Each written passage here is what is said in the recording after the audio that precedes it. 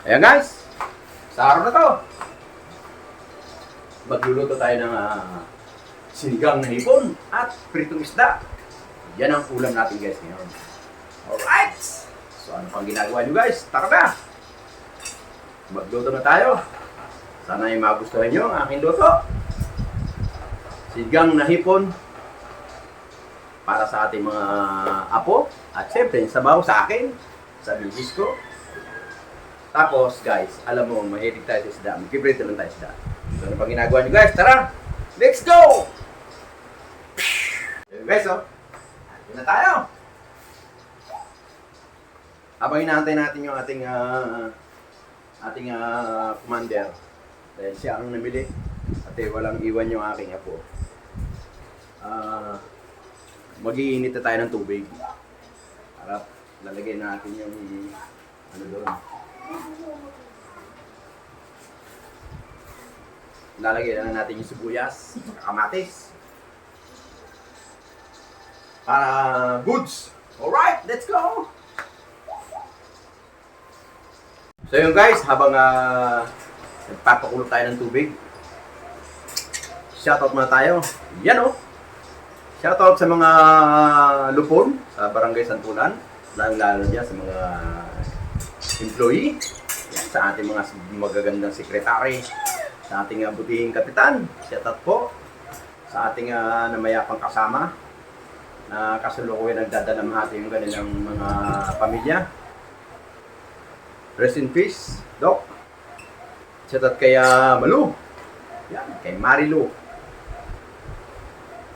Yan na. Shoutout po. Shoutout sa mga taga Santulan. Shoutout sa mga buong Malabon. Shoutout po. Magandang morning sa ating lahat. Magsimula dun sa Barangay Tanod hanggang pataas. Shoutout po sa inyo lahat yan. Lalo sa mga kasama natin, mga lupon. Shoutout po. Magandang tanghali. Ayan.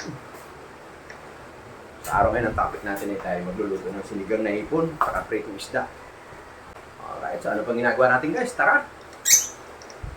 Tirahin natin to, baka tirahin pa ni ba? Let's go! So yun guys, andito na tayo. Andito na si Commander. Bumili na siya ng mga sahog, saka hipon, saka isda, bikaw. Bikaw ng buhay. Alright, tara! So yun guys, ayan na oh.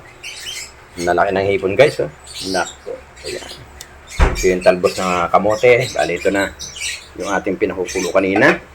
Ayan oh. Lagyan na natin itong hipon. Ayan oh guys oh. Wow naman. Ayan. Tapos sabayin na natin itong ating talbos. Para pag naluto ang hipon, luto na rin ang talbos. Alright. Sakasan natin konti. Yan. Ganyan lang mga boy. Alright. At itong matitira guys na talbos, papakain natin sa ating mga African bird. Ayan.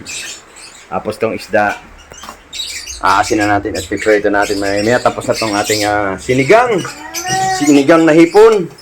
Meron na rin tayo sinaing. Ayan. Kompleto na guys. Katapos niyan, kain na lang tayo. Ipapakita ng pagprito kasi madali lang naman yung kahit sino naman eh. Kahit bagong panganak, kaya magprito. Alright. Ayan ang ating mga lovebird. Ayan ang ating mga lovebird, mga African bird. Para yung kain nila. Bibigyan pa natin sila ng mga kain.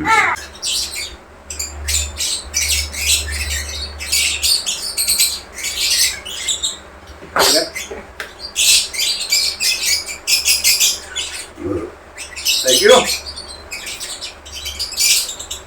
Maraming salamat. Ingat po lahat. Bye-bye.